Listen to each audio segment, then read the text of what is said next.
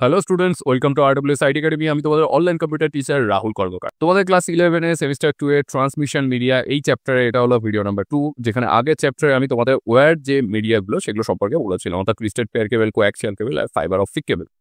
আজকের এই ভিডিওতে আমি তোমাদের ওয়্যারলেস মিডিয়া অর্থাৎ বেতার তরঙ্গের মাধ্যমে যেগুলো ব্যবহার করা হয় ট্রান্সমিশনের জন্য, ডেটা ট্রান্সমিট করার জন্য, সেগুলো সম্পর্কে বলবো।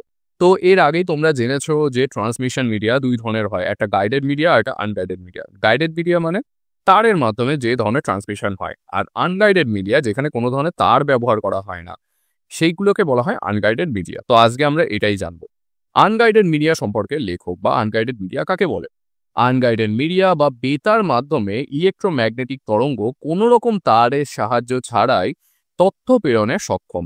এটি মূলত ওয়ান টেকনোলজিতে পৃথিবীব্যাপী বিস্তৃত নেটওয়ার্কের ক্ষেত্রে অপরিহার্য। ওয়ান নেটওয়ার্কের এক্সাম্পল তোমরা প্রচুর দেখেছো, অ্যাকচুয়ালি ওয়ান না, আনগাইডেড মিডিয়ার এক্সাম্পল তোমরা প্রচুর দেখেছো। তোমাদের সবার কাছে স্মার্টফোন আছে, স্মার্টফোনে সেলুলার নেটওয়ার্ক আছে, তার মাধ্যমে তোমরা কিন্তু ইন্টারনেট ব্যবহার করো, অনলাইন ক্লাস করো, ইউটিউব দেখো। এগুলো কি, এখানে তো কোনো তার নেই, বাট তুমি ইন্টারনেটের সঙ্গে কানেক্টেড আছো। কিভাবে আছো? বিকজ তোমার কাছে আনগাইডেড মিডিয়া আছে। এছাড়া তোমার বাড়ির আশেপাশে নিশ্চয়ই টাওয়ার আছে, টাওয়ার একটা আনগাইডেড মিডিয়ার এক্সাম্পল।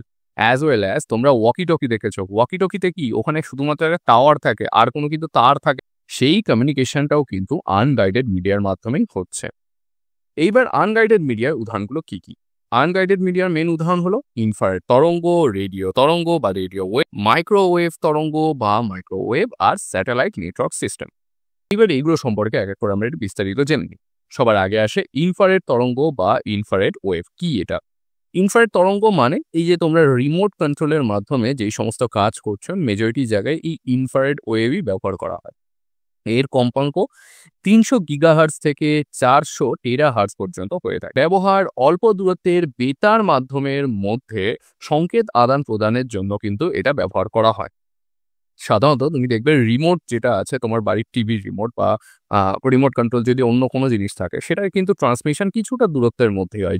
এবার এই বৈশিষ্ট্য, এটি একটি ঘরের মধ্যে অবস্থিত কোনো সিস্টেমকেই শুধু প্রভাবিত করতে পারে, কিন্তু তার পাশের ঘরে অবস্থিত কোনো সিস্টেমকে কিন্তু প্রভাবিত করে না। তাই দেখো এখানে উদাহরণে বলছে রিমোট দ্বারা টিভি চালানো বা চ্যানেল পরিবর্তন করা, তারপর নাইট ভিশন ক্যামেরা, এগুলো সবই হলো ইনফ্রারেড লাইটের এক্সাম্পল। সুবিধা, এই তরঙ্গ একটি ঘরের মধ্যে অবস্থিত কোনো সিস্টেমকে শুধু প্রভাবিত করতে পারে, পাশের ঘরে অবস্থিত কোনো সিস্টেমকে কিন্তু প্রভাবিত করে না। ফলে তথ্য প্রেরণের নিরাপত্তা বজায় থাকে। এই তরঙ্গ ব্যবহারের জন্য লাইসেন্স বা সরকারি কোনো অনুমোদনের প্রয়োজন হয় না। অসুবিধা, যা সুবিধা থাকে তার অসুবিধা থাকবে। স্বল্প দূরত্বে বেতার মাধ্যমে সংকেত আদান প্রদান করার জন্য এটি ব্যবহার করা হয়।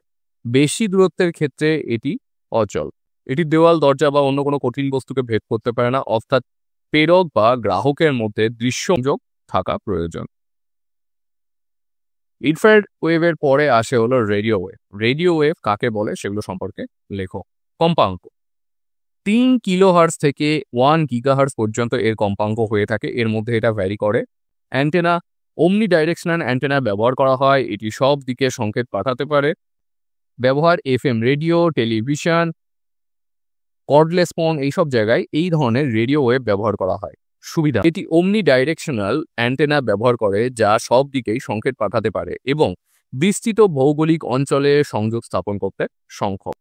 কম কম্পাঙ্কের রেডিও তরঙ্গগুলি অন্যান্য বাধাকে খুব সহজেই কিন্তু অতিক্রম করতে পারে, যেখানে ইনফ্রারেড ওয়েভ, যেখানে আমরা জেনেছিলাম ইনফ্রারেড ওয়েভ যেটা, সেটা কিন্তু দেয়ালকে অতিক্রম করতে পারে না, কিন্তু কিন্তু খুব ইজিলি সেটা করে ফেলতে পারে।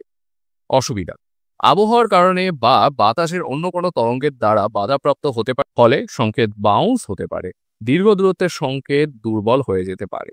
যেহেতু সংকেত সব দিকে ছড়িয়ে যায়, তাই তথ্যের নিরাপত্তা বা গোপনীয়তা বজায় রাখা কিন্তু একটু কঠিন এই ধরনের রেডিও ওয়েভের ক্ষেত্রে। এবার মাইক্রোওয়েভ তরঙ্গ কাকে বলে? এর কম্পাঙ্ক 1 গিগাহার্টজ থেকে 300 গিগাহার্টজ পর্যন্ত হয়ে থাকে।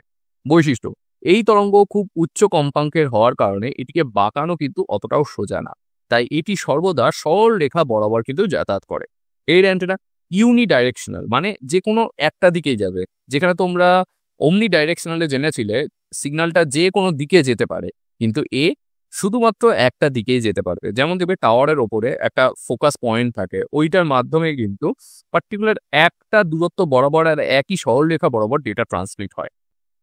ব্যবহার cellular phone, satellite network system, এবং ওয়্যারলেস ল্যান্ড সিস্টেমে এটি প্রচুর পরিমাণে ব্যবহার করা হয়। সুবিধা: মাইক্রোওয়েভ তরঙ্গ খুব উচ্চ কম্পাঙ্কের হওয়ায় এটি বিপুল পরিমাণ ডেটা উচ্চ গতিতে প্রেরণ করতে পারে। রেডিও ওয়েভের থেকে কিন্তু এর গতি অনেকটাই বেশি হয়। এটি কোনো তারের প্রয়োজন ছাড়াই যোগাযোগ স্থাপন করতে পারে, যা দূরবর্তী এবং দুর্গম অঞ্চলে নেটওয়ার্ক স্থাপনে উপযোগী। যেখানে সাধারণত পাহাড় হয় সেখানে দেখবে তারের মাধ্যমে নেটওয়ার্ক সিস্টেম পাঠানো একটু কষ্টকর। সেখানে সাধারণত কি ব্যবহার করা হয়, হয় লেজার ইউনিট ব্যবহার করা হয়, আর নয়তো এরকম মাইক্রোওয়েভ টেকনোলজি। এখন এই যে জিও ফাইবারের যে নতুন এসেছে না, এয়ার ফাইবার, এটা কিন্তু এই মাইক্রোওয়েভ টেকনোলজির ওপরেই কাজ করছে। এছাড়াও সুবিধা কি আছে?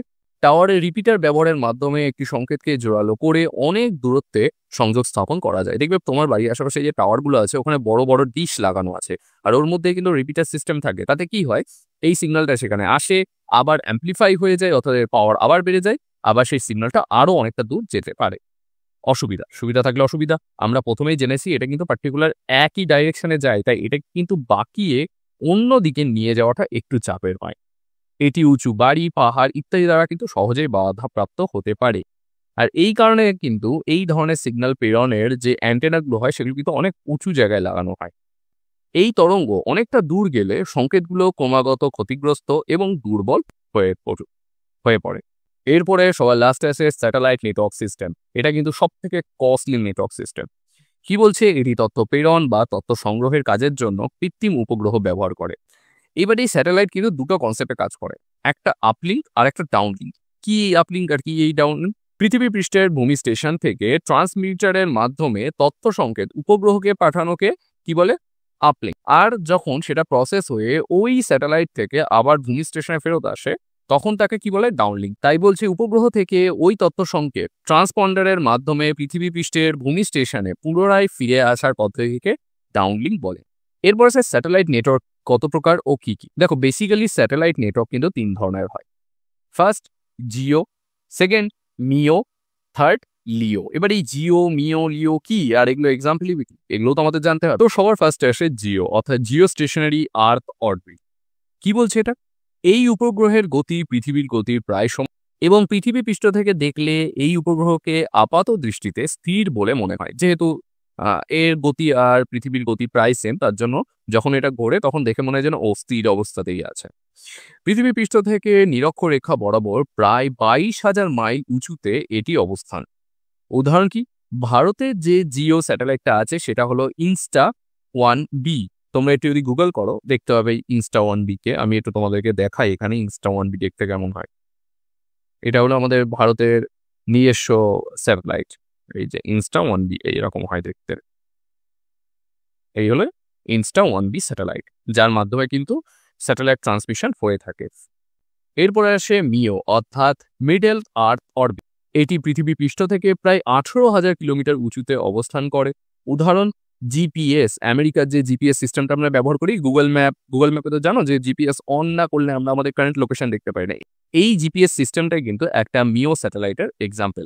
এরপরে আসে লিও, অর্থাৎ লো আর্থ অরবিট, মানে সব থেকে কাছে কিন্তু এটাই অবস্থান করে। এই উপগ্রহগুলি মেরু কক্ষে স্থাপন করা হয়, পৃথিবী পৃষ্ঠ থেকে প্রায় 1000 কিলোমিটার উঁচুতে অবস্থান করে।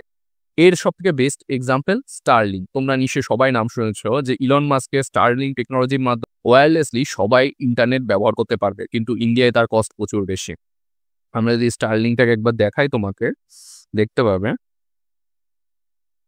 এই হলো স্টারলিংক স্যাটেলাইট। এই যে কিছুটা, যদি এটা তো অ্যাকচুয়াল ইমেজ না, অ্যাকচুয়াল ইমেজ পাবো কিনা জানি না, কিন্তু কনসেপ্টটা এরকম যে পৃথিবীর বাইরে প্রচুর স্টারলিংক স্যাটেলাইট ছেড়ে দিয়েছে ইলন মাস্ক, যার ফলে কি করা যাবে, আমরা ইজিলি ইন্টারনেট ব্যবহার করতে পারবো, কাইন্ড অফ এই জিনিসটার মধ্যে। তো যাই হোক, এই হলো তোমাদের টোটাল আনগাইডেড মিডিয়া, যেখানে তোমরা স্যাটেলাইট নেটওয়ার্ক সম্পর্কে জানলে, তোমরা জানলে মাইক্রোওয়েভ সম্পর্কে, রেডিও ওয়েভ সম্পর্কে, আর ইনফ্রারেড ওয়েভ সম্পর্কে বা ইনফ্রারেড তরঙ্গ সম্পর্কে। এই কটাই হলো তোমাদের আনগাইডেড মিডিয়া, যেটা তোমাদের পরীক্ষায় আছে। তো যদি কোনো ধরনের ডাউট থাকে অবশ্যই সেটা কমেন্ট সেকশনে জানাবে। তোমাদের সঙ্গে দেখা হবে নতুন ভিডিওতে নতুন ভিডিওর সঙ্গে।